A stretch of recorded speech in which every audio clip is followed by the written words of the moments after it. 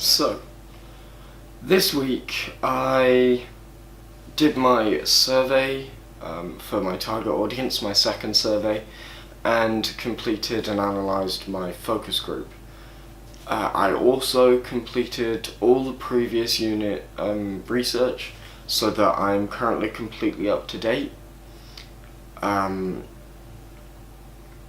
My surveys and target audience, my surveys and focus group suggested that I use locations such as abandoned buildings, but I didn't feel like this suited any of my characters, and it was more them going with a convention of drug addicts and student films using abandoned places, and drug addicts using dingy apartments and things to do drugs to reflect their lifestyle. However, my character of drugs is well off, is upper middle class, and so wouldn't be in an abandoned building doing his drugs because he's a drug addict, not an idiot. Well, I mean, I guess he's an idiot, but not in that sense. They also asked me how I would get my locations. For Violence's fight scenes, where he's doing boxing, I know 3 gyms I can contact. I know people from all varieties of types of housing, so I can get Violence's more broken down working class home as well as Drugs' upper middle class home, and Violence's girlfriend's very well off upper class home. I can get these relatively easily. The hospital for the end of my production is there's one in Henley that is available that I've worked with before that shouldn't be a problem to film in. The only requirements that I had to film there last time was not to use the real name of the nurse who I was filming with. They also asked me questions about casting. I got several times that Violence should be big and tough looking, that Drugs should be like thinner and more wasted looking, and that Sex should also be quite thin and attractive. After doing further research on this, I found that Violence as a large type of character made more sense, as his issues are not visible from the outside. Drugs are, because he does a lot of drugs, and so he does look wasted and thin, but not like terrible because he looks after himself. He has the money to look after himself, so he doesn't have a poor look about him, just a wasted. As for Sex, this was the hardest to cast. It's easy to find someone who wants to pretend to be violent. It's easy to find someone who wants to pretend to be on drugs. It's harder to find someone to pretend to be having gay intercourse on screen. After cycling through people who could do it and doing further research into how attractive male prostitutes are, I found that the type of male prostitute that Sex is, someone who's doing it out of sheer desperation and would be quite cheap, isn't necessarily a very attractive person. Combine this with the fact that they should be skinny and the fact that I need to find someone willing to do everything Sex does on camera, the only option I could see was to go with myself, as I'm willing to do whatever Sex does on camera. Obviously I'm not going to film actual gay sex, but I'm going to film implied gay sex. Next up, people were wondering, I asked people what platform I should put it on. 100% of all participants said YouTube.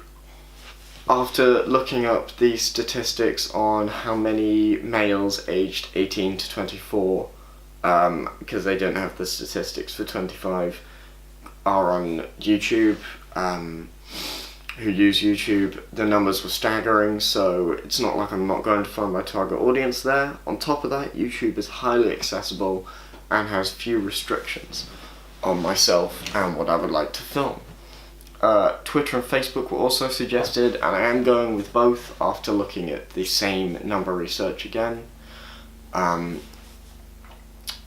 because they have hundreds of thousands of users, if not millions, every month alone, and it will hopefully expand my target audience. It will hopefully expand my audience, so I can get more people. I was also told by Owen in my focus group, to look at colours.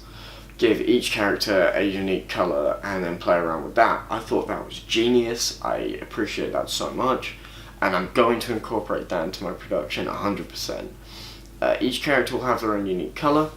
Their partners, any significant character with dialogue, will all have their own colour.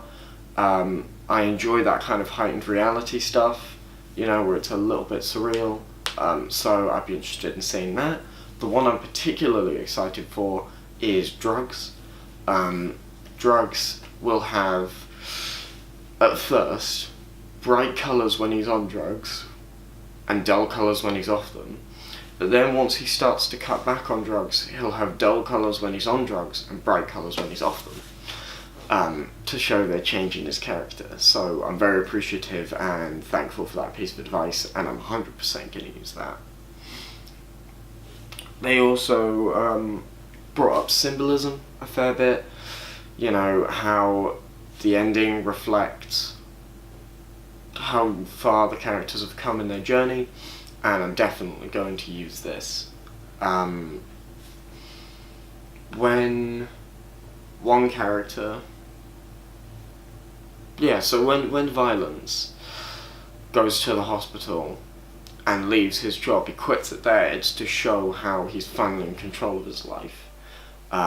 Drugs, at the end, it's less prevalent, so the thing I'm going to take away most from the symbolism is I'm going to have to adjust Drugs' ending, and figure out a way to have a more rounded resolution to him. But the point of his was that both his friends gave up very important things to be there with him. Violence, his only job, and Sex, the first secure job he's ever had. On a side note, Sex's arc comes from he leaves that job and has the security to do so, whereas before he had to suffer sexual assault and abuse from his customers, or he would lose the money that he needed to live. And Drugs will realise that while his friends are there, they're not going to leave him, they're not going to abandon him, they're happy to give up things for him. So that will show the extra levels of security with him. So when I'm filming, I will emphasise those particular points.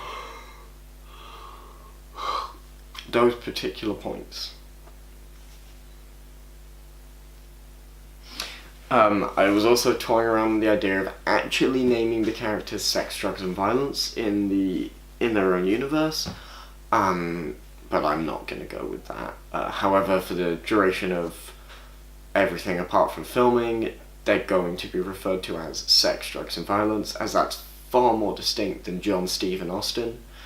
And if I say Sex does A, B and C, people know who I'm on about, but if I say Stephen does A, B and C, nobody knows which one of the three that is. So, Sex, Drugs and Violence will be their working names, but they will have actual names. Now, I was slow because of the amount of research I was catching up on, and only today have I finished. If you want to know when today is, check when this video was uploaded. But only today have I actually got around to filming my weekly vlog, or complete all this research. This is because I was slow on the research. That's just my own fault, and in the coming weeks I'm just going to power through it more. But the reason I hadn't done my weekly vlog was because I spent the weekend in Brighton and didn't have the time to bring or use my camera equipment, so I could only film it when I got back. So this is the last piece, and then I'm completely up to date. But besides that, it's held me back. But as for where I am now, as soon as this is uploaded, as soon as you're watching it, I'm sorted. I'm completely up to date, I believe.